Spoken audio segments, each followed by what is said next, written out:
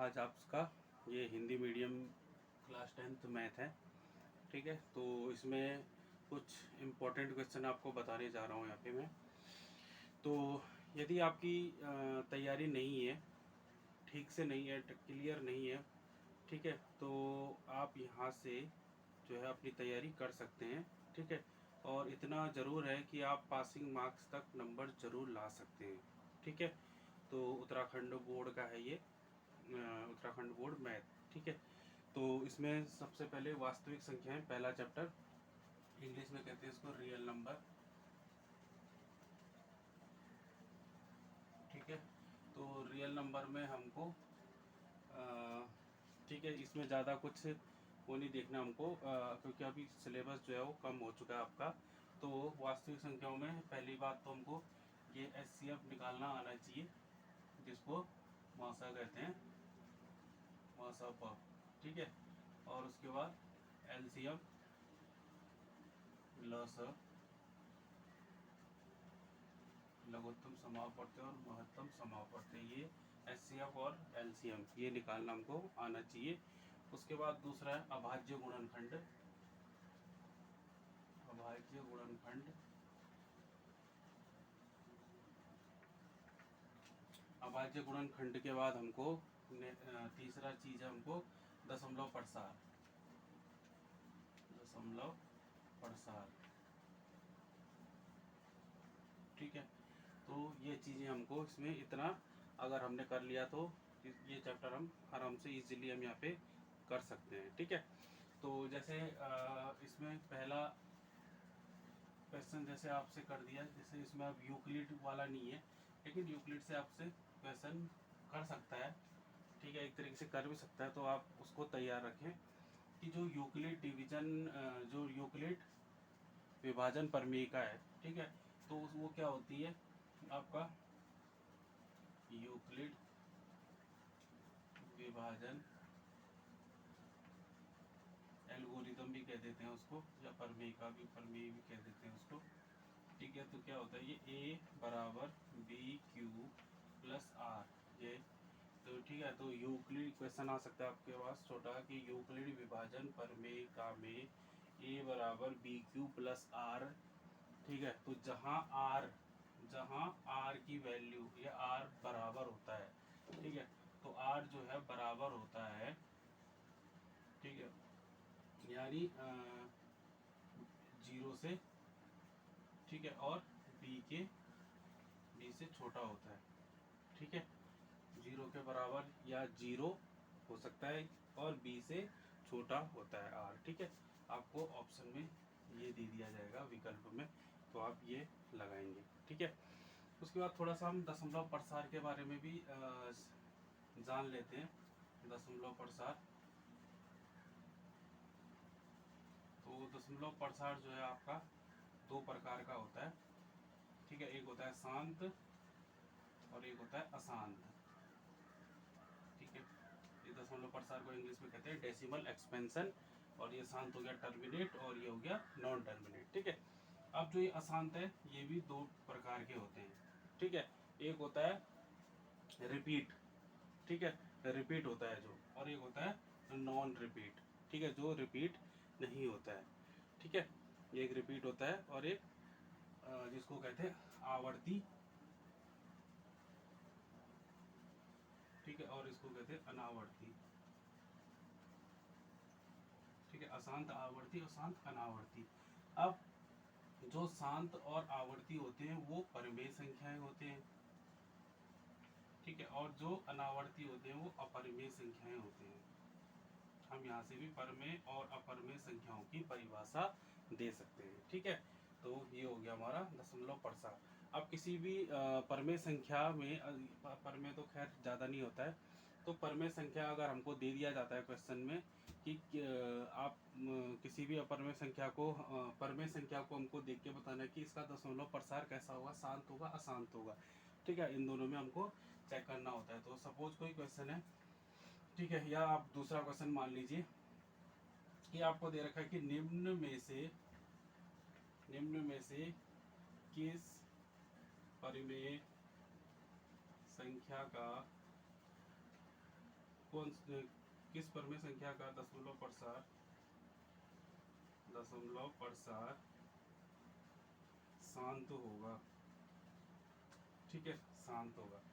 तो अब शांत और अशांत, शांत के लिए हमारे पास एक कंडीशन होती है, ठीक है। तो शांत के लिए क्या होता है हमारा, कोई भी परमेय संख्या है, परमेय संख्या कोई कौन क्या होती है कि जिसको हम P अपॉन Q के फॉर्म में लिख सकते हैं, ठीक है। P बट Q के रूप में हम जिसको लिख सकते हैं वो हमारा क्या बोलते हैं परमेय संख्या होती है। कंडीशन क्या होती है इसमें कि Q जो है 0 के बराबर नहीं हो सकता है, P भले ही 0 हो जाए, Q 0 नहीं हो सकता है। अब जो यहाँ पे शांत के लिए Q, हमको P से कोई मतलब नहीं रहेगा, हमको केवल Q को चेक करना है। तो Q को हमको चेक करना है, पहले उसके हमको अभाज्य गुणनखंड निकालने हैं।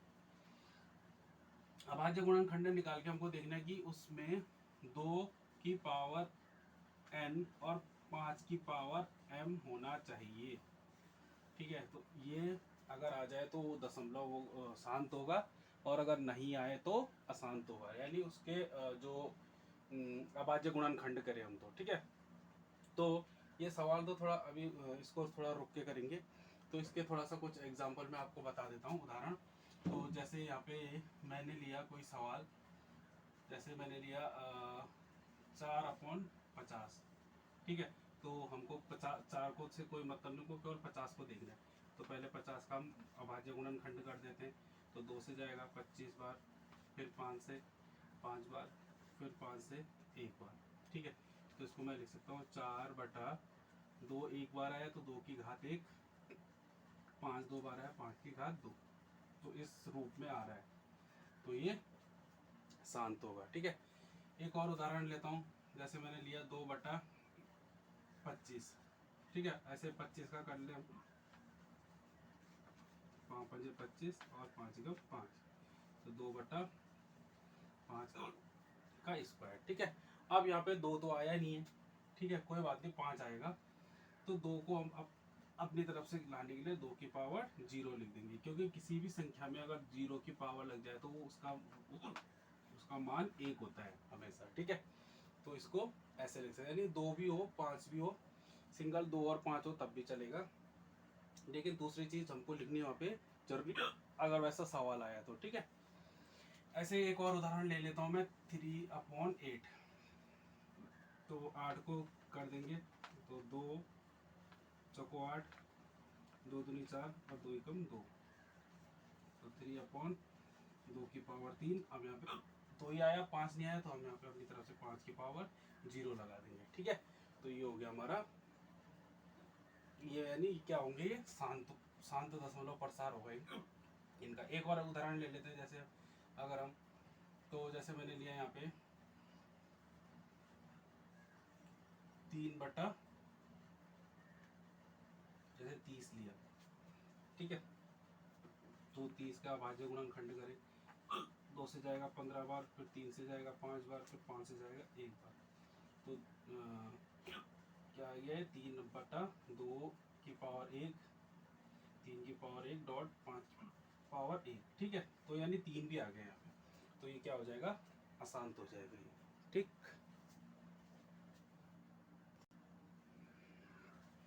अब जैसे आपका ये सवाल था, तो इसमें जैसे ऑप्शन में दे दिया आपको 17/25, ठीक है, या 17/35, 17/45, 17/55, ठीक है। तो आपको यहाँ पे क्या करना है, हर को चेक करना है और उसका अभाज्य गुणनखंड निकालना है। तो अभी हमने जैसे 25 का किया था, तो हमको पता था कि 25 जो है वो शांत आ रहा है, तो इसका मतलब ऑप्शन ये सही हो जाएगा, ठीक है।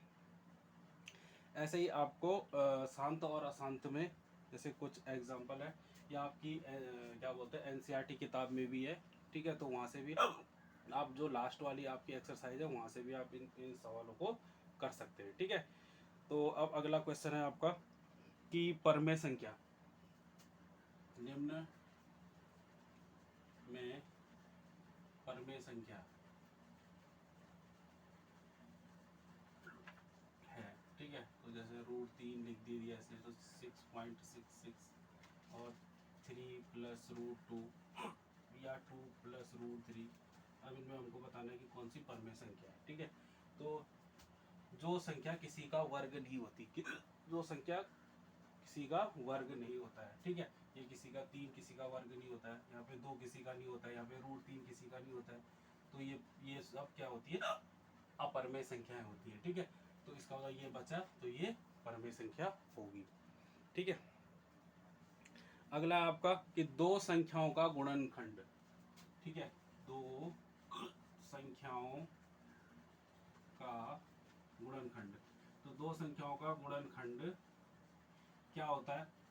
ठीक है, तो आपका लस इंटू मस, या लस प्लस मस, या लस माइनस मस, या लस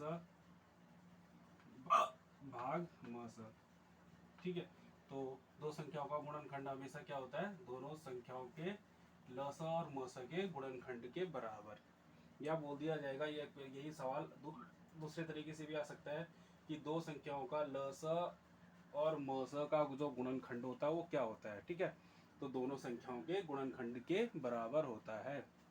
आपके पास सूत्र है कि लस गुणा मस बराबर संख्याओं का गुणनखंड, संख्याओं का गुणनखंड, और ये केवल दो संख्याओं के लिए ही लागू है। ठीक है, दो ही संख्याओं पे ये सूत्र जो है लग सकता है, दो के अलावा तीन संख्याओं पे ये सूत्र नहीं लग सकता है। ठीक है, अगला सवाल है आपका कि 500 को 500 है, ऐसा सवाल दे सकता है कि 500 का जो है 2 की पावर n डॉट 5 की पावर m रूप क्या होगा।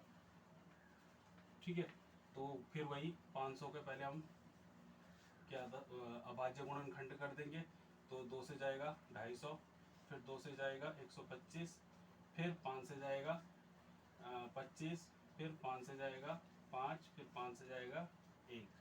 ठीक है, तो क्या आ गया, 500 बराबर दो बार आया तो 2 की पावर 2 डॉट 5 की पावर 3, तो ये हो गया 500 का 2 की पावर n डॉट 5 की पावर m रूप। ठीक है, ऐसे आपसे ये रूप दे देगा, बोलेगा किस किस संख्या का रूप है ये। ठीक है, तो जैसे 2 की पावर 6,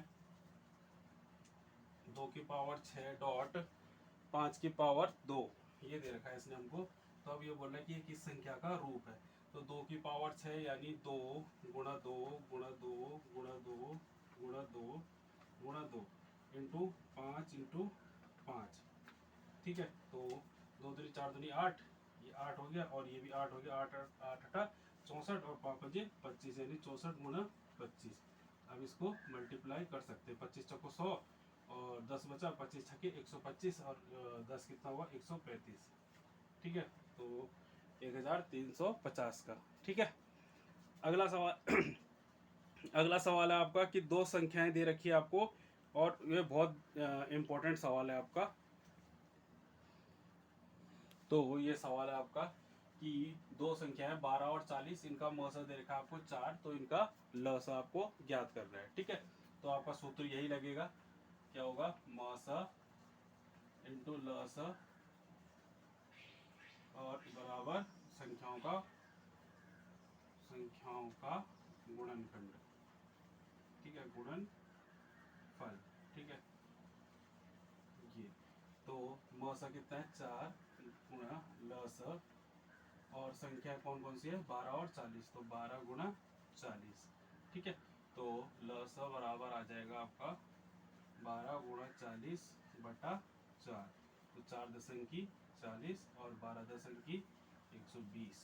ठीक है, तो 120 आ जाएगा इसका लसा। ठीक है, इसी टाइप से आपको आपके लिए होमवर्क के लिए क्वेश्चन हो जाएगा कि ये ठीक उल्टा रहेगा आपका, कि आपको लसा दिया रहेगा। ठीक है, लसा दिया रहेगा किस किस का, 96 और 404, इसका लसा आपको दिया है 96 96। ठीक है, 96 96, तो आपको इसका मस ज्ञात करना है। ठीक है, तो ये आपके लिए होमवर्क के लिए हो गया। अगला क्वेश्चन है आपका कि 140 का अभाज्य गुणनखंड, तो 140 का अभाज्य गुणनखंड होगा। ठीक है, तो ये आप कर सकते हैं वैसे ही। 140 इसका अभाज्य गुणनखंड आपने निकाला ही है, 2 70 की, फिर 2 35, फिर 5 7 35 और फिर 7 एकम 7, तो आ गया 140 बराबर 2 2 12 तो 2 की पावर 2 डॉट 5 की पावर 1 डॉट 7 की पावर 1। ठीक है, तो ये इसका अभाज्य गुणनखंड हो गया। ठीक, उसके बाद है आपका कि SCF निकालना। ठीक है, SCF कैसे निकालते हैं। ठीक है, तो हमको दिया है 42 और 455 दे रखा है। ठीक है, इन दोनों संख्याओं का क्या निकालना है, SCF यानी मौसा निकालना है। अब आपको क्या बोलते हैं, यूक्लिड उससे तो निकालना नहीं है, तो आपको इसको वही क्या बोलते हैं भाग विधि से निकालना पड़ेगा। ठीक है, तो 42 और यहाँ पे 455। ठीक है, तो इस तरीके से आप यहाँ के इसका मौसा निकालेंगे। ठीक, तो 42 से इसको करेंगे भाग, तो 42 10 से करेंगे तो 420 आ जाएगा, तो कितना बचेगा 35 बचेगा। फिर 35 को ये 42 को यहाँ पे लिख के इससे भाग करना है, तो 35 से कम 35 कितना बचा 7। अब 7 को इस 35 से करना है, कब तक करते रहना है, जब तक जीरो ना आए। ठीक है, तो 7 पंजे 35। ठीक, तो अब आगे यहाँ पे जीरो, तो जिससे लास्ट में भाग हुआ वही क्या होगा आपका मौसा। ठीक है, तो मौसा कितना हो गया आपका किस किस का 42 और 455 का कितना 7। ठीक है, ये आपका मौसा आ गया। ऐसे ही आपको और भी मौसा आपको आपकी आपकी जो NCERT किताब है वहाँ से आपको मिल जाएगा। ठीक है, तो फिलहाल ये आज के लिए इतना ही, और ये चैप्टर आपका लगभग कंप्लीट है। अब इसमें कुछ जो है लॉन्ग क्वेश्चन भी है, लंबे, जैसे कि √3 सिद्ध करो कि √3 अपरमेय संख्या है। ठीक है, तो इन क्वेश्चनों को देख लेंगे हम अगली वीडियो में। ठीक है।